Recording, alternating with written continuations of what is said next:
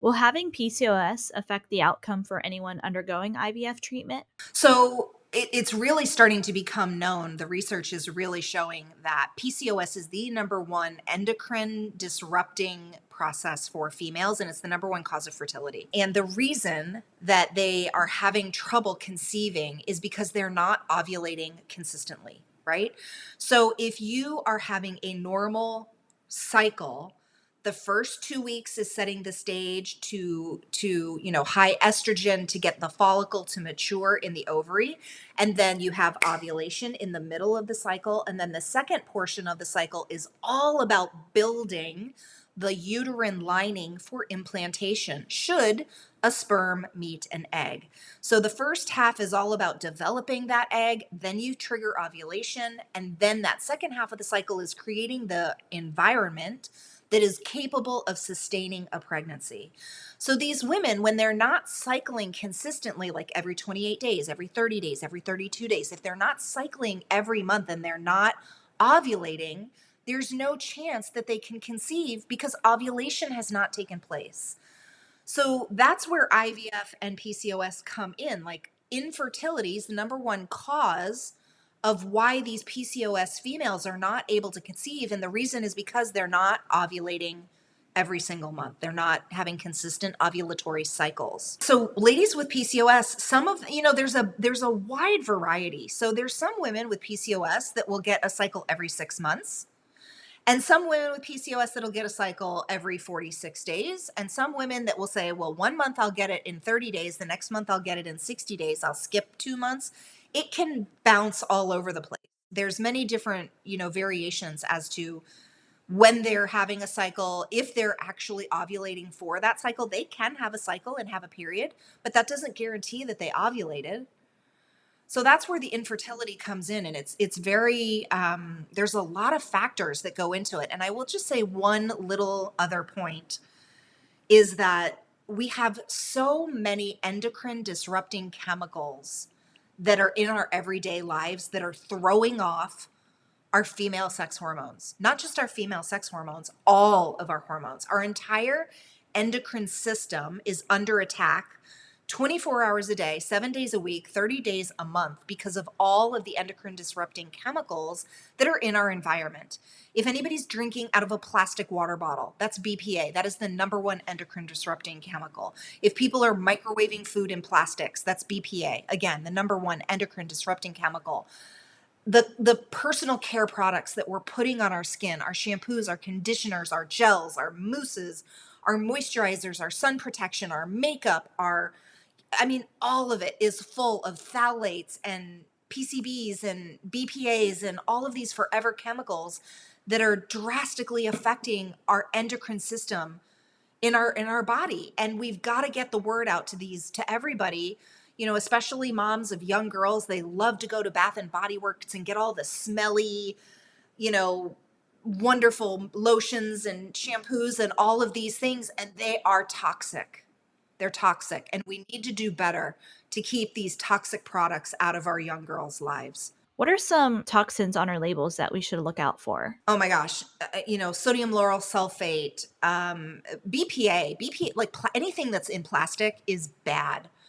Drinking out of plastic water bottles. The other thing that I see every single day that just hurts my heart is all of these women who go to Starbucks or Dunkin' Donuts and they get their hot tea or hot coffee, and there's a plastic lid on top of that beverage, right?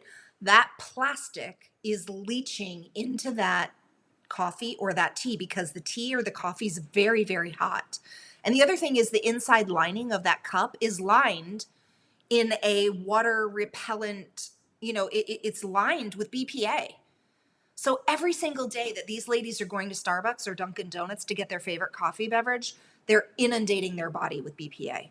I mean, it's just, I could go on, and I don't want to scare anybody or divert the conversation, but it really is, it's under discussed. The awareness, it just isn't out there yet. And I'm just trying to bring awareness so that people understand what you put on your body as far as a personal care product is directly absorbed into your bloodstream in minutes. So if you read the label of your makeup, or your moisturizer or your sunscreen, and you can't pronounce those words because the chemical names are too long for you to even understand how to say that chemical, you shouldn't be putting it on your body. If you can't eat it, if it's not food grade, then it is full of preservatives and additives and stabilizers and all kinds of bad stuff. And that's immediately absorbed into your systemic circulation in minutes. That's very interesting. Because at least I know now that there are apps where Yes. you're able to track the toxins that are in each product, and then they put it on a scale and they'll grade it based on the amount of toxins in the product. Yep. The candles are horrible. The perfumes are horrible. So if you want to smell good, I recommend essential oil blends. You can make your own, you know. As far as the Glade plugins and the candles, that's toxic, and you're just putting that all of that in the air that you're breathing. Again, I have a diffuser sitting behind me. I diffuse essential oils.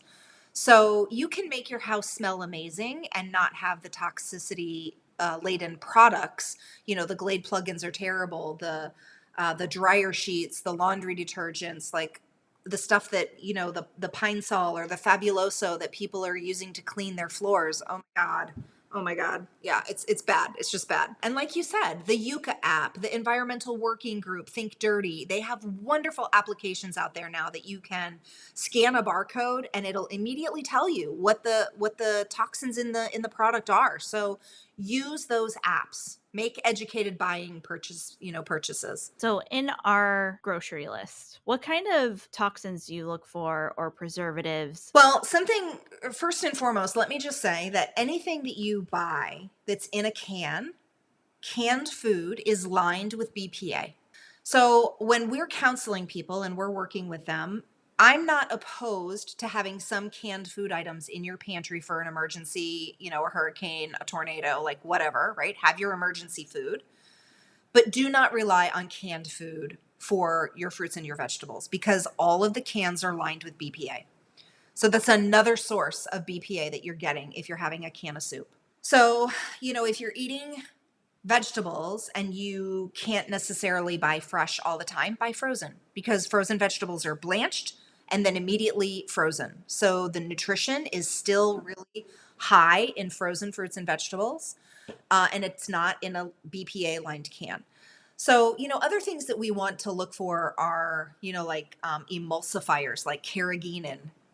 um, you want to learn how to be a good food label reader. If you cannot pronounce the ingredient, that's a chemical additive. It's a preservative. You always want to avoid food colorings, food dyes. Like there's so much stuff that is in processed and packaged foods that is toxic to our body. And then just trying to eat organic whenever you can. Like the Environmental Working Group does the Clean 15 and the Dirty Dozen. And I try to really recommend that wherever possible in my patients that I'm working with, because glyphosate, which is the weed killer that is sprayed on wheat and soy and corn, that a pesticide is used to kill bugs, right? That's its job, to allow the wheat and the corn and the soy to be bountiful harvests so that the farmer has, a good harvest and can make a lot of money. But what we have to understand is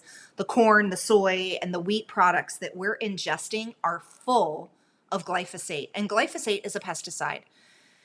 And, I don't want to scare anybody in your audience, but we are more microbe than we are human. Our digestive system has anywhere between 4 and 7 pounds of organisms that live in our digestive system. And those organisms are symbiotic with us, meaning that we help them and they help us. Our gut microbes produce vitamins. They detoxify for us. They make short chain fatty acids. They have so many jobs. And if we're constantly eating macaroni and cheese from a box that's full of glyphosate, which is weed killer, we're killing our gut microbes. And that's where disease starts, is in the gut. So we have to really, really focus on eating nutrient dense, whole foods that are not packaged, that are not canned. Frozen is okay, but eat fresh, whole foods. Hey guys, I would like to take a moment to introduce you to our app, Yoga Plus. You will have access to an incredible selection of videos led by top instructors in yoga, fitness, nutrition, and so much more. Download our Yoga Plus app available on iOS and Android today.